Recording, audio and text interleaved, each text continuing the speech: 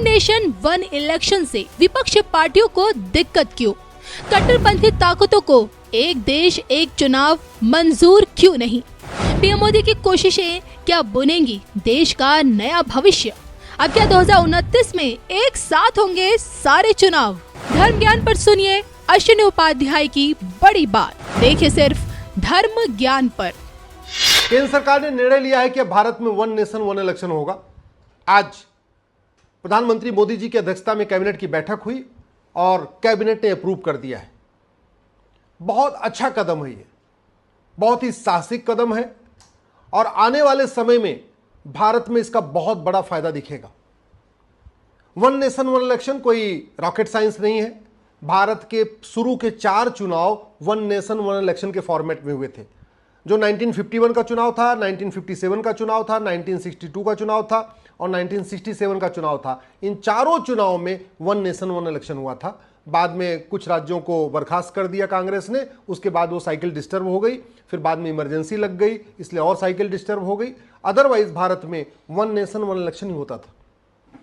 और दुनिया में 48 कंट्रीज में 48 देशों में वन नेशन वन इलेक्शन होता है। Albania, Argentina, Austria, Belgium, Bosnia, Brazil, Bulgaria, Colombia, Cyprus, Finland, France, Germany, Greece, Hong Kong, यहां पे वन नेशन वन इलेक्शन होता है। Hungary, Italy, Japan, Malaysia, Mexico, Poland, पुर्तगाल, रोमानिया, रूस, Spain, Sweden, Switzerland, Thailand, Turkey, Ukraine, ऐसे 48 देशों में one nation one election होता है। तो ऐसा नहीं है जो लोग भारत में विरोध कर रहे हैं कि वो गलत विरोध कर रहे हैं। पूरी दुनिया में हो रहा है, दुनिया के 48 देशों में हो रहा है और भारत में भी वन नेशन वन इलेक्शन होता था। फायदा जो सबसे बड़ा फायदा ये होगा, समय बचेगा। जैसे ही इलेक्शन आता है 1 महीने पहले से टीचर की ड्यूटी लग जाती है, पुलिस की ड्यूटी लग जाती है और भी सारे डिपार्टमेंट जो भी गवर्नमेंट के डिपार्टमेंट है उनके C ग्रेड D ग्रेड की पूरी ड्यूटी लग जाती है।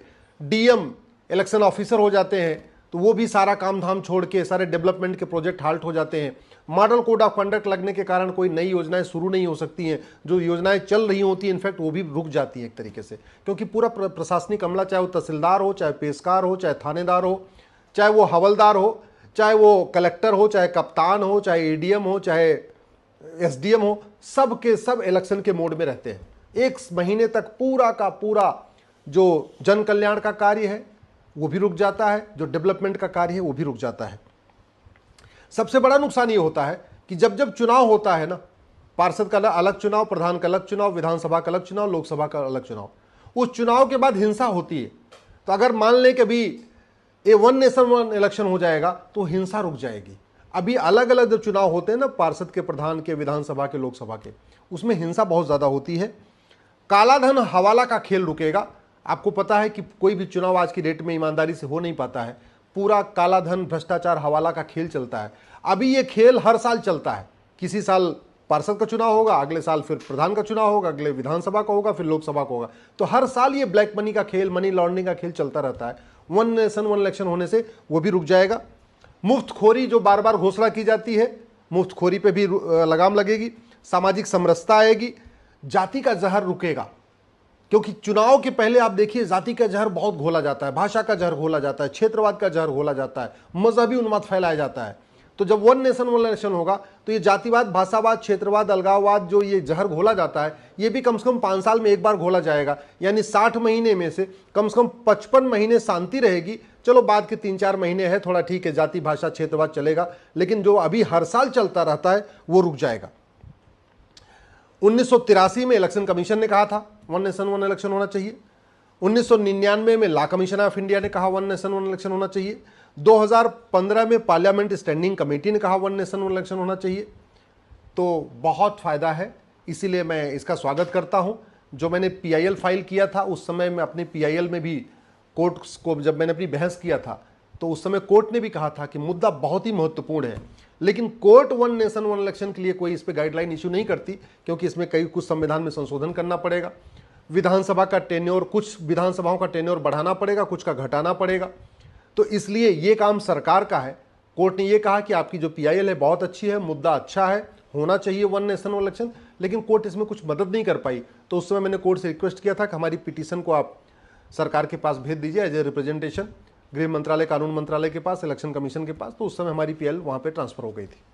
अब जब ये मुद्दा आया है, राष्ट्रहित का मुद्दा है, सभी स्कूल में, सभी कॉलेज में, सारी यूनिवर्सिटीज़ पे इस पर सार्वजनिक चर्चा होनी चाहिए।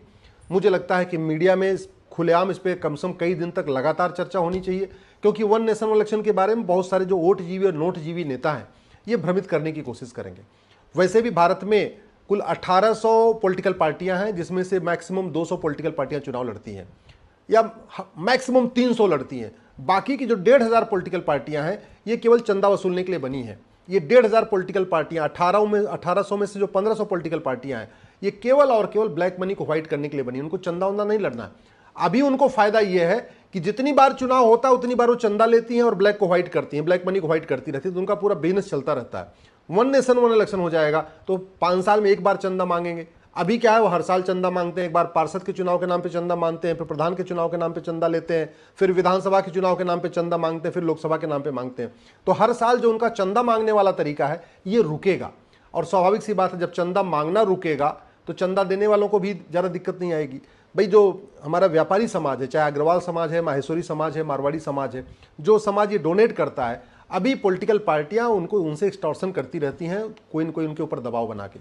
जब 5 साल में एक बार चुनाव होगा तो ये एक्सटॉर्शन जो होता है व्यापारियों से, ये जो बार बार चंदा वसूली का कार्यक्रम चलता है, ये भी 5 साल में एक बार होगा। तो मेरा ये मानना है ये सबके लिए अच्छा है।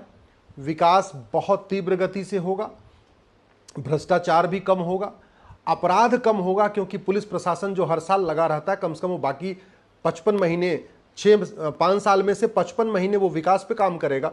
बाद के 4-5 महीने ऐसे जो पॉलिटिकल फॉर्म में आएगा। जो पुलिस पूरी ड्यूटी लगी रहती है, हमारे सीआरपीएफ की ड्यूटी लगी रहती है और लगातार वो बेचारे चुनाव के मोड में बने रहते हैं, उसमें भी रोक लगेगी तो स्वाभाविक सी बात है वो अपना मुख्य कार्य वो कर पाएंगे। जितनी बार चुनाव होता है टीचरों की ड्यूटी लग जाती है, पठन पाठन बाधित होता है, स्कूल डिस्टर्ब हो जाते हैं। इलेक्शन होता है तो स्कूलों में छुट्टी करनी पड़ती है, तो कम से कम स्कूलों की छुट्टियां भी रुकेंगी और जो टीचर हैं उनको लगातार। सबसे बड़ी बात है कि जितनी बार चुनाव होता है उतनी बार वोटर लिस्ट नहीं बनानी होती है। विधानसभा चुनाव होगा एक वोटर लिस्ट बनेगी, लोकसभा के चुनाव में फिर वोटर लिस्ट बनेगी, पार्षद को चुनाव होगा फिर वोटर लिस्ट बनेगी, प्रधान का चुनाव होगा फिर वोटर लिस्ट बनेगी। तो इसलिए अब जब वन नेशन वन इलेक्शन होगा तो one nation one electoral roll भी हो जाएगा, एक देश एक मतदाता पहचान पत्र भी बन जाएगा, और वो 5 साल में एक बार बनेगा। जो हर साल अपडेट होता रहता है उसकी जरूरत नहीं होगी। जो आदमी 18 साल का होगा वो अपना बनवाता रहेगा, लेकिन कम से कम ड्यूटी नहीं लगेगी। जो बीएलओ की ड्यूटी लग जाती है वो ड्यूटी पे भी रोक लगेगी। तो मेरा ये मानना है बहुत अच्छा कदम है। मैं सरकार को धन्यवाद देता हूँ। मैं आप लोगों से आग्रह करता हूँ इस विषय पर जितना ज़्यादा हो सके परिचर्चा करिए। इस